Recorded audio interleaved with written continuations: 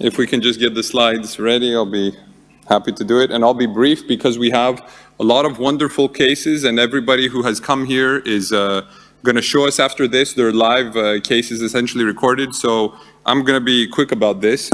And I especially like this talk here that was assigned to me by my chief, because all of the talks I give focus on randomized trials and papers and science and data.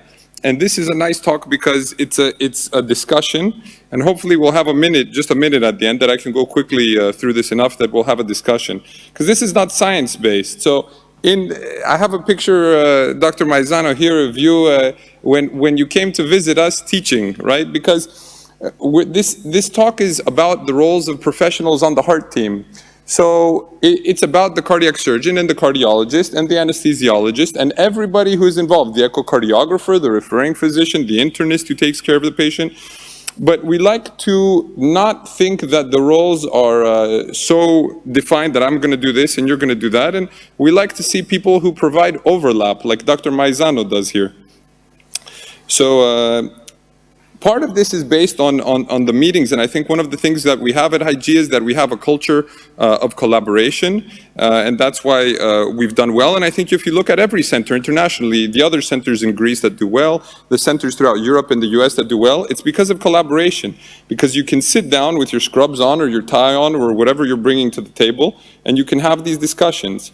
So let's look at the examples of surgeons that break the boundaries. So this is Dr. Maisano. I was at his course at PCR London Valves, and he's teaching a big audience of mainly cardiologists, although I was in the audience as well, learning transseptal puncture. How are you going to do this right? We had Dr. Reardon here last year. We had the honor of having him, and he's another cardiac surgeon who's the chief investigator for Medtronic as well as Boston Scientific with the Reprise 3 trial and the Lotus as well as the core valve and Evolute valves. We had Vinny Bapat here last year who developed the Valve in Valve app, which has guided many of us. And so I think one of the most important things that we can discuss about the heart team is let people do what they can do. Forget the labels, I do this, you do that. Whatever skills you have to bring to the table, please bring them. And I'm happy for a cardiologist to do a cut down and expose the femoral artery, and it's really not that complex to do. And most of the things we do are just a matter of experience. This is Dr. Holzheimer, who was here as the speaker, showing us about the accurate valve today. And he's a cardiac surgeon, and he's our proctor for the Boston Scientific accurate TAVR cases. And just to show that, the societies are open as well. I gave a talk at AHA about the future of TAVR. The ACC was kind enough to invite me to write a chapter in their Transcatheter Valve Handbook. And TAVI is really based on a surgical risk score. Although now we're coming up with a risk calculator for TAVI as well, but before we were just looking at the STS score. And so you can see that cardiologists and cardiac surgeons can go forward harmoniously as a team, even on flights across country. And here we are at the Edwards headquarters, and what you see is, forget the gentleman all the way to the left, who was Miles Lowell Edwards, right? He's the founder of the company. You have 4 cardiac surgeons on the wall and 4 cardiologists on the wall. So I don't know if it's intentional or not, but when I visited the Edwards headquarters, this really stuck out to me. And you can see the atrium is named after Albert Starr, who was a cardiac surgeon, started out at Hopkins, and one of the first people to do an aortic valve replacement. So you all know that I use the top set of tools, but every time I tell people that I'm interested in the bottom set of tools as well, in certain audiences, people give me interesting looks. So I think that, what is this? If you're a surgeon, you say, oh, the operating room. If you're a cardiologist, you say, oh, this is the cath lab. No, really, this is a mix of both, and that's why I think labels don't apply. What is this? This is the place where we take care of disease. That's all it is. And it has all the tools we need to do that, and the heart team is the same thing. My cardiac surgeon is Kostas, a cardiologist, is Mike Chrissoheris, an echocardiographer. It doesn't matter. We're bringing together all the skills. So I've been asked by cardiologists, and this is what is on many people's minds. Can I get rid of the surgeon and just do these heart valve cases on my own? Do you really need a surgeon for TAVI? The answer is definitely no. If I don't show up to work, Kostas is just going to do that TAVR just as well. He doesn't need me. He clearly doesn't need me. But the other people who are also not needed, 100%, are all of these people. Nobody's 100% essential, and yet I'm doing this a little bit tongue-in-cheek and a little bit sarcastic sarcastically, to tell you all of these people are needed. Yes, can you do it without a radiologist? Yes. Can you do it without an anesthesiologist? Yes. But if you want to have the best results, you use everybody for all their skills.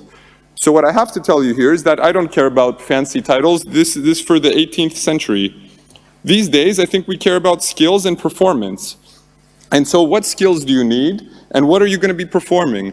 This is just a random array of the things that you need in order to do TAVR, right? So if you can do if you can do PCI here and place a stent, and you can also repair a type A dissection surgically, please raise your hand. And I don't think I'm going to see any hands go up. So that's why we need a team approach. So it's hard to find one person with all of those skills.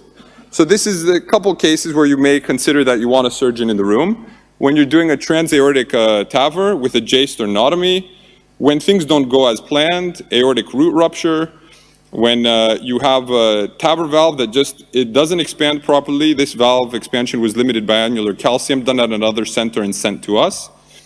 And the valve embolized here, we have an aortic dissection flap here, and sometimes you just want to call a friend and say, hey, I want to talk about this with someone who sees things differently from me. You can see this concept of parallax, and when you're training in surgery, because as opposed to transcatheter interventions where you're looking at the screen that's usually 2D, we're looking at things in 3D. So if I look from the right side of the table, and my professor when I was in training was on the right side, we're looking at the same thing from different angles. And oftentimes he would tell me about things that I could not see from my side of the table. So you see that viewpoint matters. And each of us has a different vantage point, right? If you look at this screen, immediately each one of us likes one of these views the best. You say, I'm comfortable with the top right. Don't give me those fuzzy dots on the bottom left that Dr. Kislow was talking about. I don't understand fuzzy dots. Leave them to other people. So this is the classic guideline slide I have, and because the whole talk is non-scientific, I end with a guideline slide. And the societies want us to work together, and I think that's what we're going to do. So this is how I see us, having adventure together, tied at the waist. Maybe if one person dies, both people die, so let's work together for the good of the patient. Thank you very much.